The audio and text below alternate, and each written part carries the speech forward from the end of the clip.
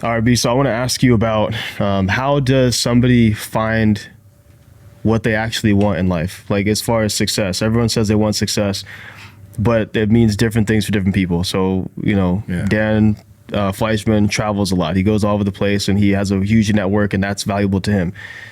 Someone like a Wes Watson has all the cars and the house, and that's something that represents success to him. Some people might have a family, that's success for them. How did you find out what you wanted as far as success goes? So I've always been very introspective, which means like I always check in with myself. Like, okay, I see that person has multiple houses and they're bi-coastal, which means they live on the East Coast and the West Coast and blah, blah, blah. Do I want that? No, I'm a creature of habit. I like being in like a 3 or 4 mile bubble. When I have my business, I want my business, the gym I work out in, the coffee shop I have my coffee from, and the sushi restaurant that I eat at in a 3-4 mile bubble. And I literally built that here in Chino Hills, right? In a 3 mile bubble, I had the Starbucks that I go to, the gym that I worked out at before starting up BK Strength. My house is 2 miles away. My headquarters is right here. And then Sushi 10 was right down the street. And it was all in a 3 mile bubble. Like I wanted a certain lifestyle. I wanted freedom. And so I would look at certain people and I'm like, okay, I don't want to be bi-coastal. I don't want to have 2 sets of clothes. I don't want to have to travel a lot on a plane. In fact, several years ago, me and the family were in Hawaii and Ed Milet calls me. My brother Ed. I love Ed Milet, right? He calls me. I'm like, yo, what up, Ed? He goes, I said, yo, Ed, just letting you know I'm with the family. We're in Hawaii and you're on speakerphone, right? And so he goes, well, I'll make this quick and easy. I'm selling my airplane. I'm going to buy a different airplane, a bigger airplane. And I thought you might be interested in buying my plane. And so I wanted to reach out to you first before I put it up for sale. I was like, Ed, I really appreciate it, but as you know, I've got kids who are young. I don't want to travel much, which is why I raised my speaking fee to $50,000.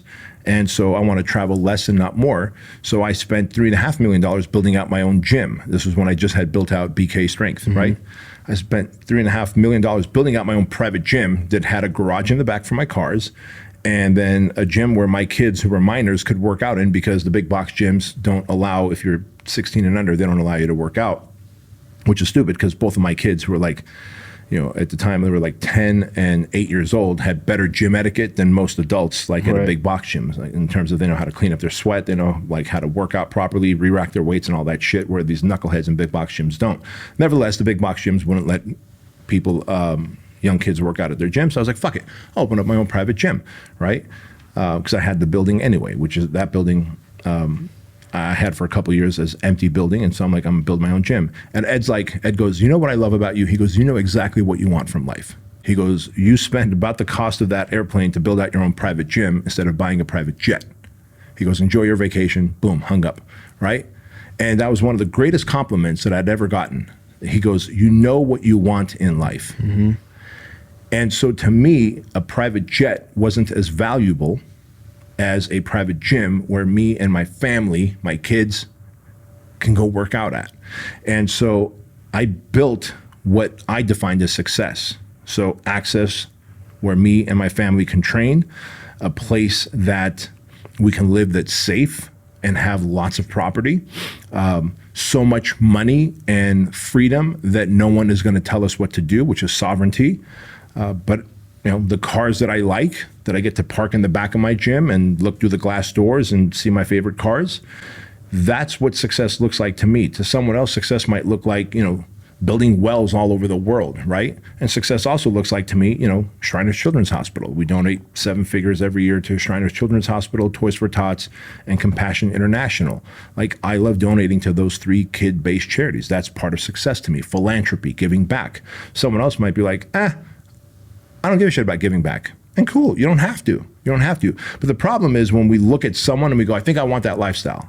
And they don't do the introspection to check in with themselves and go, do I really want that lifestyle? Like, is that how I want to live? And if the answer is yes, fuck, bro. Hire them, learn from them, model their success. But if the answer is no, that's not the lifestyle you want, because success could look like financial freedom. Success could look like being cash poor but asset rich.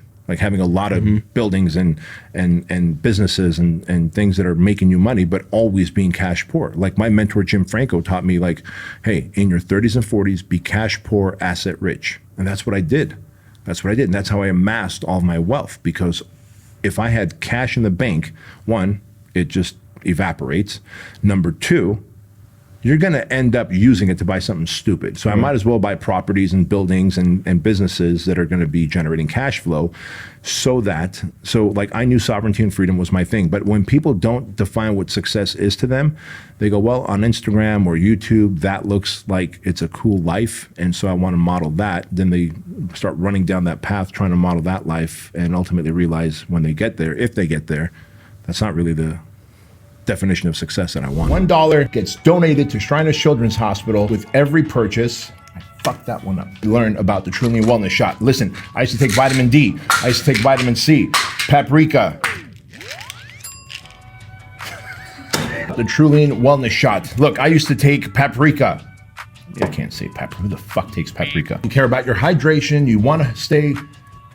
And I want to send you a pack of 30 Keuilian Wellness Shots. Did I fuck that one up? I think I fucked that one up. I fucked that one up. Keuilian Wellness Shots. Make your dick bigger. Fuck this shit, bro. Vitamin D, vitamin C, vitamin... Who gives a fuck? Try the Keuilian Wellness Shot. I used to take 11 different supplements in the morning. Things like vitamin C, vitamin D, vitamin B12, echinacea, ginger, and a whole bunch more. Now it's all included in the Keuilian Wellness Shot. So go to Keuilian.com, use code word Bedros, and take advantage of this amazing offer. Now back to the show. How often do you think someone should reevaluate that? Because you change, every, you could change from month to month, really. Like how often do you think someone should? Always. Introspection is an always thing. Like, in fact, like, if I feel a certain way, like if I feel like, man, I'm a little stressed, I'm a little on edge today, you should just check in with yourself and be like, why am I feeling stressed and on edge today? Oh yeah, I got that bad news. Okay, that's why. So I better be careful with my words with my staff, because I don't want to take it out on my staff because I had a stressful day or a message delivered to me that, put me on edge. And so being introspective is a self-development thing.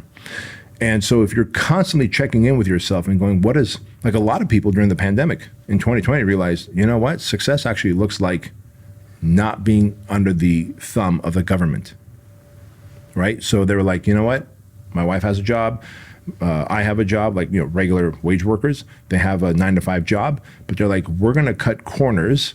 We're going to cancel Netflix. We're going to not eat out so that we can take our kids out of public school and put them in private school, because that's what success looks like to them. Mm-hmm. They want their kids not to be injected with an experimental vaccine, right? So you're constantly need to be checking in with yourself with what success looks like, with what happiness looks like, with what your partnership looks like. Because if you're in a partnership, in a marriage with someone, and you're doing self-development and they're not, well, as you check in frequently, you realize, hey man, we're growing apart. Have this conversation. Can you start doing self-development too, so we can grow together instead of grow apart?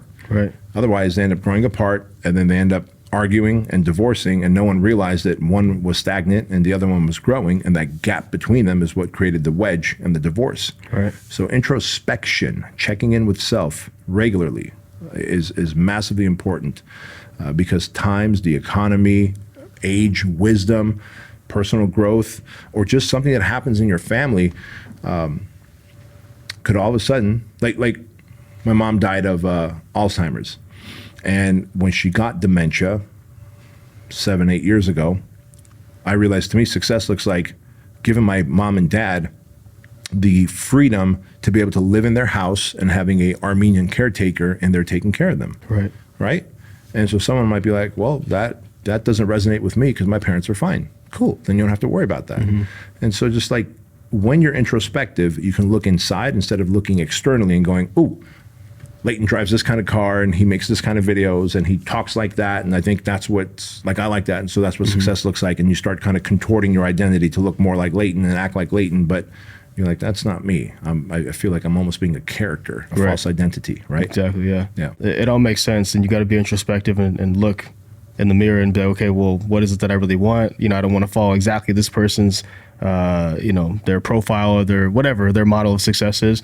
But there's a lot of people that are running from looking in the mirror and they want to do everything but do that. Right. And Have you ever had those moments? I've before? had that. When I was younger, I had that because it's easier to bury your head and ignore the inner voice consciousness, right? And your conscience. But as you get older, you get wiser, you go, you know what? As much as I don't want to listen to this voice, it's telling me that something's not right here. I'm going to address it instead of hiding from it. And it could be in your relationship. It could be your business partnership. It could be just your own health, right? And that's why people look in the mirror, they go, oh, I only have a few pounds to lose. And then they have a heart attack and the doctor's like, bro, you have 60 pounds to lose.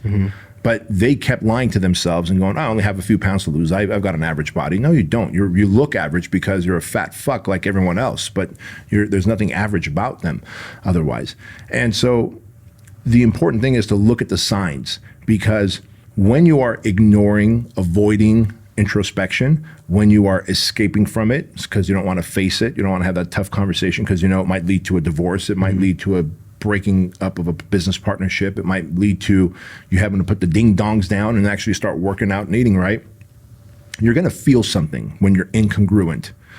When you know you should do something and you're not doing it, you feel something, a little sense of agitation, irritation, some level of anxiety, some level of depression, some level of overwhelm. Those feelings that you get on a regular basis, those are all little knocks on a door from your conscience telling you that, hey, you are not paying attention to the signals that you should be paying attention to introspectively, that something's wrong in some area of your life. Right. And that's why God, our creator, our higher self, gives us those feelings of agitation, irritation, depression, anxiety, so that we can start paying attention to self, introspection.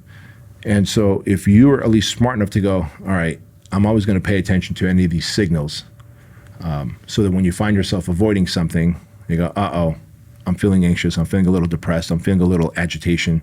Maybe there's something that I should be listening to and I'm not. You go, oh, that's right. I got to address this business partnership that's falling apart that I'm avoiding having this conversation about. So yeah, that's happened to me. And I've created a rule for myself where I'm always going to tune in to what I'm feeling. And if what I'm feeling is any level of agitation, irritation, anxiety, depression, I'm like, unless it's a clinical thing that just came on to me, right? Like I've got some clinical depression, which most people don't, believe it or not, even though the doctors in the world want to tell you do. That's just your conscience telling you that you're not living a congruent life. Look internally and then course correct. And if you do that, you start developing that muscle of constantly being introspective and therefore staying on the true path of life.